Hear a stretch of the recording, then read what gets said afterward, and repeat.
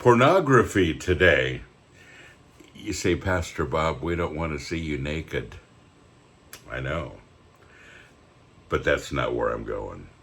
We're going to talk about porn addiction next on Pastor Bob's Coffee Break.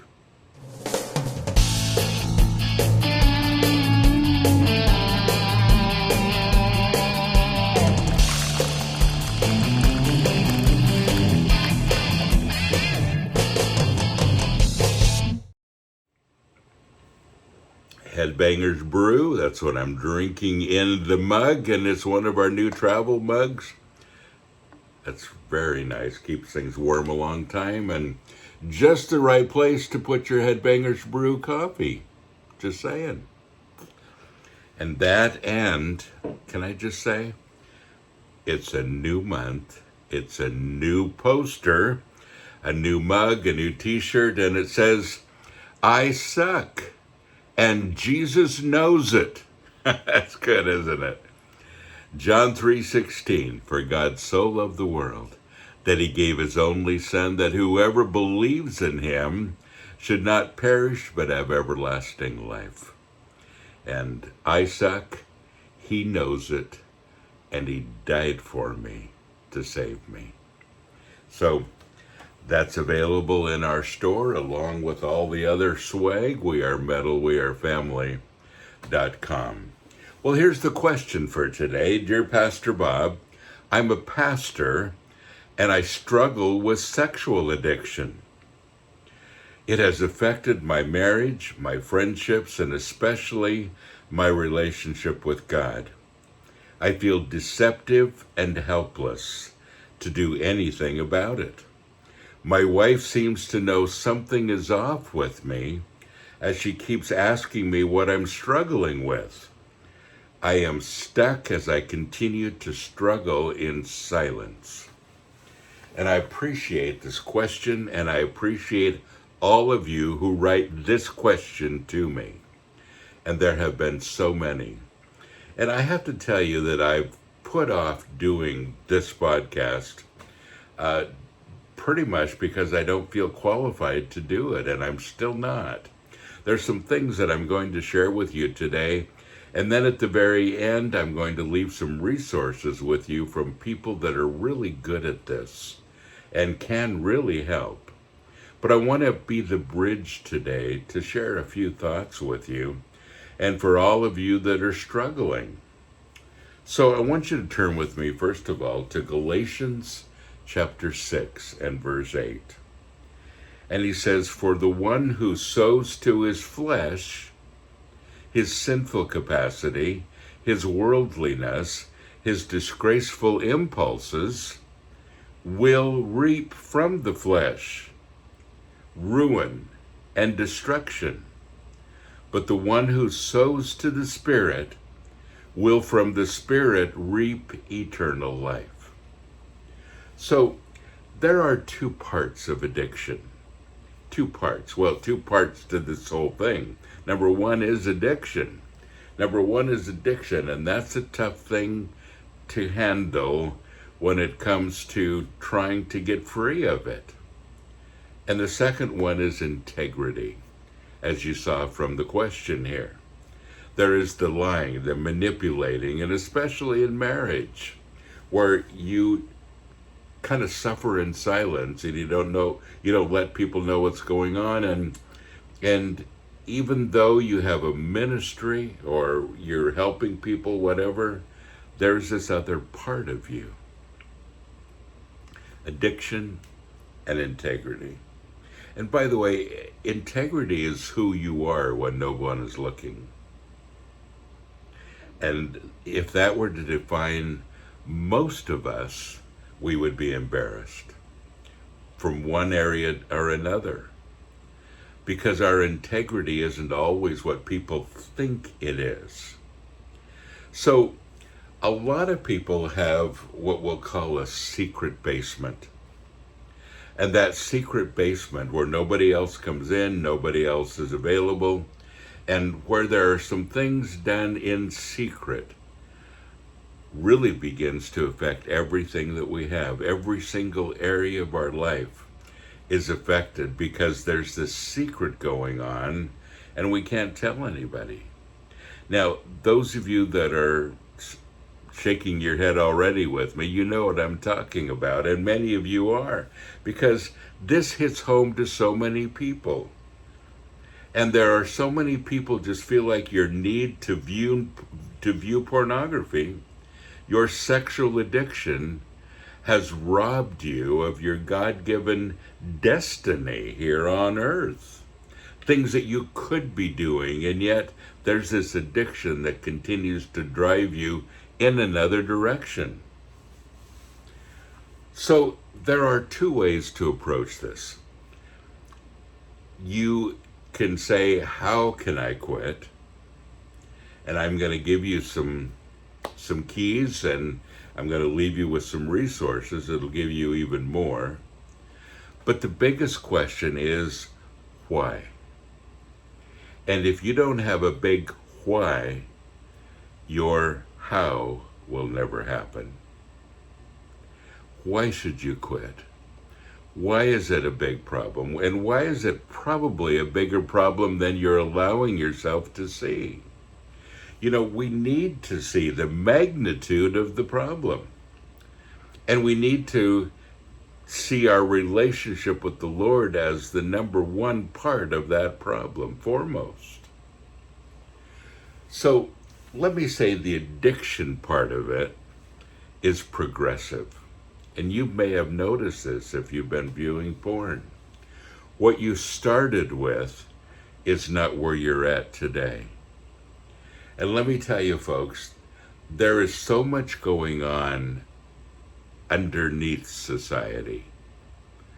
There is so much going on with child prostitution, with snuff movies where the sexuality involves violence and people die in those underground movies. They're called snuff porn, and I've seen some actually from in California from a police chief who said, this is what we're fighting with, and showed me something so disgusting I wish I hadn't seen it because it's still in my head, and there was a death at the end.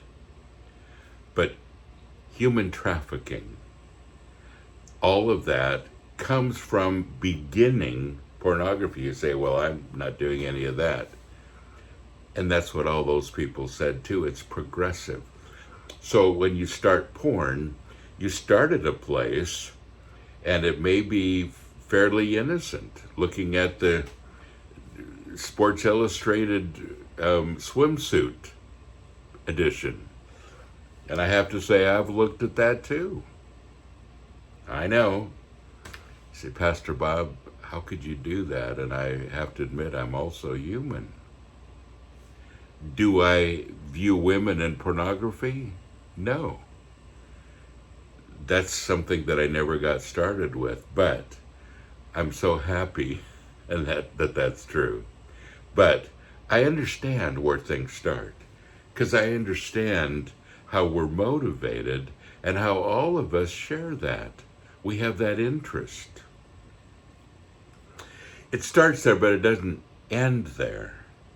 And it becomes more and more progressive, and what satisfied your lust and your sexual appetite yesterday isn't necessarily going to satisfy it today. And it's progressive. And where does that progress to? Well, many people, it progresses to snuff porn, to child porn. They say that if you do it, view it deep enough and long enough, you most likely end up in some kind of child porn or something like that. And then a lot of people start to act out, and human trafficking and all of that. But again, nobody starts there. It's just where you end up and you continue. So if we're going to look at the very beginning, we have to say that sex was God's idea. It was God's idea for all of us. And we also have to realize that the most important sex organ in your body is your brain. Lust wants to play outside of those lines that God created, outside of the lines of healthy sexuality. But your impulses, the ones that God gave you, are very much from Him. And for many of you, it's become so distorted you can't see it any longer. You know, a good example is Solomon in the Bible. And Solomon is writing this beautiful Song of Solomon that talks about his love for his wife, and he compares her to all kinds of things in nature, and he's in love, and he is infatuated with her almost, and it's just a beautiful love story, and it gets very raw, and it gets very sexual, and it gets very romantic, and it is all of those things, and it's very pure.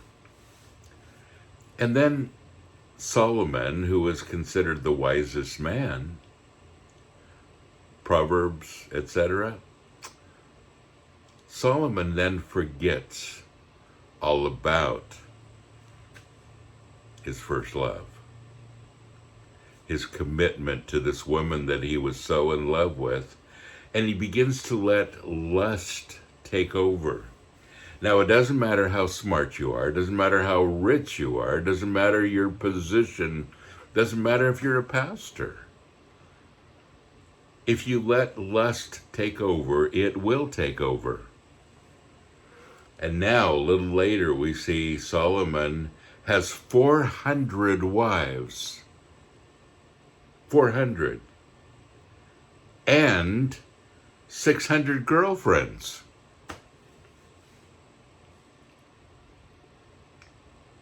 That's a lot.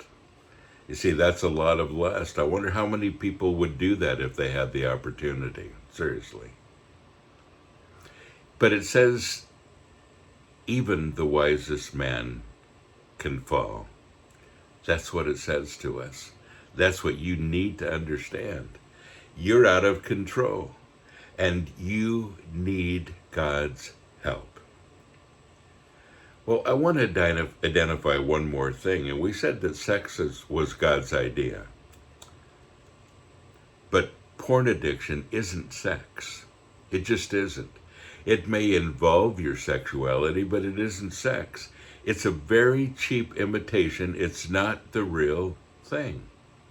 And when people are addicted to porn, you have to at some point say, this is not what God gave me. This is a cheap imitation, and this isn't sex. This has more to do with addiction and lust. Well, it's a real problem, and it's a problem that is difficult to shake. Dr. Norman Deutsch, who wrote some amazing things about addiction, said in a study of men viewing internet porn, the men looked uncannily like rats pushing the levers in experimental Skinner boxes. Like the addicted rats, desperately seeking their next fix, clicking their computer mouses just as the rats pushed the lever. He said it was the same kind of addiction that we saw in the rats as they became addicted to other things. It's something in our brain that happens. It's the dopamine, the same thing that cocaine addiction has. It's dopamine in the brain, and it's, many people say, stronger than a cocaine addiction if you stay with it long enough. And this dopamine addiction very much is involved in this change, just like the most addictive drugs are. And through time, sexual addiction begins its slow and deadly assault on your brain. It facilitates the callousness in your relationships, in your life, and especially in your sexual relationships.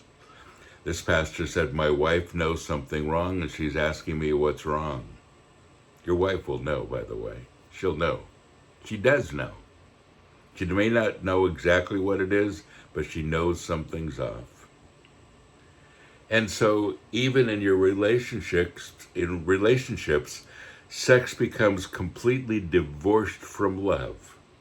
And all of these sex shops spring up, and they sell you all of these sex toys and all the stuff that the people purchase to try to satisfy themselves sexually because they're on another place. And what does it result in? Excuse me. In family unrest. The children suffer because the father isn't quite right. And on and on and on in your family and your relationships and whatever's going on. So it's a problem. And I don't have to tell you that. You already understand that this is a problem. And you have a decision to make. You can't just continue to struggle. And if you're watching me today, I'm calling you out. You can't continue to struggle. I spent all last week talking about biblical masculinity. What is a godly man? We're going to talk about that some more. And ladies, I have something coming for you too, a godly woman. Somebody will be joining me and we're going to do that together. But you have a decision to make. Don't continue to struggle. There will be, and already has been, repercussions. My friend Darren Williams says, what you suppress later makes a mess. And that's true. Don't suppress things. Don't just say, I'm going to fix this some other time. Because not even later, today it's a mess, and you'll see a bigger mess eventually because of it. So 2 things. View your addiction through God's eyes. Mourn it. Mourn it. What does that have to do with it? Well, it's the heart that you need to establish for addiction. Which leads me to number 2. Sin is the pink elephant. And sexual addiction is the pink elephant. What do I mean by the pink elephant? The pink elephant in the room. You always notice it. And you can say to people, okay, see that pink elephant over there? I don't want you to think about it. You know? And so they try to concentrate on you, but you just told them not to think about this, and it's obvious. And so all the time you're trying to get their attention, all they can think about is the pink elephant right there. And it becomes the pink elephant in your life. And you begin to struggle because it's always there, always in front of you. It's not going anywhere. And if you attack it like we usually attack sin, I'm going to try really hard not to do this, how does that work out for you? I know. When you try not to sin, you usually sin more because your focus is on it. So it's a change of heart. You have to view it through God's eyes. How does God see your addiction?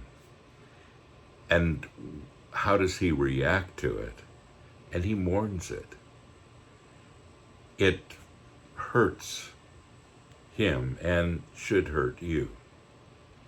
And so, yes, there's a fight going on. And yes, the pink elephant does have to be addressed. And yes, you do need to make those steps to begin to take care of this. But the heart that you establish isn't necessarily a heart of fight.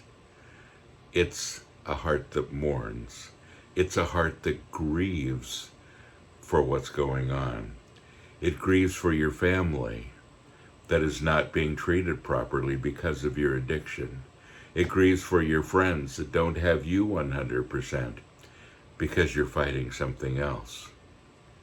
But mostly it grieves for you. You need to grieve for you because you're not being everything that God created you to be. There are three key elements in our relationship with God. Things that he told us that should be part of who we are. Love, he said, first of all. We've talked about that a lot. Love, love, love. Love God, love others, love you. Agape love, unconditional love. Acceptance. How do you accept yourself when you're fighting this addiction? It's pretty difficult. A lot easier if you're not. And the third one is forgiveness. And the first place you need to go is to forgive you. Forgive yourself. Say, Lord, I'm sorry that I've done this, and I'm sorry for me, for what I've done to myself. And ask God to give you a heart of mourning. Develop a heart that grieves for it, because that's the very thing that's going to get you through. It's interesting, and people say that people view the kind of pornography that has to do with the kind of issues they're struggling with emotionally and spiritually. There are some psychologists that deal with pornography all the time, and you can tell them what kind of pornography you're looking at, and they can tell you what kind of problems you're going through. Maybe what kind of a childhood you had. Maybe what kind of things you're keeping inside. What kind of hurt you had. And all of them relate to different types of pornography. Very interesting. And again, I am not an expert. But there are several ministries that can really help, that have a lot of this dialed in, that know how you can begin to address the pink elephant in the room, and again, from a heart that mourns this problem. There's a 5-month course from the Heart of Man that's involved with the Heart of Man movie that's out, and you can see that in the course and all of this. I'm going to put it down below. Love, acceptance, and forgiveness, we said, is a big, big deal, and that's another part of it. I'm going to list a couple ministries down below. I'm also going to list a couple of YouTube videos that I think you ought to watch. And folks, please don't just listen to what I'm saying today. Let this be the day that you begin to do something about it. I love you a lot. I want you to be whole. And I want you to be unencumbered with anything that'll hinder your relationship with God and your service for Him, and especially your relationship with your family and your relationship with yourself. You need to feel good about you. So don't just dismiss this. Don't just say, I can't do it. Dig into some of these ministries and these resources that I'm listing below, and do something about it. Well, folks, again, don't forget, you are blessed. So go and be a blessing.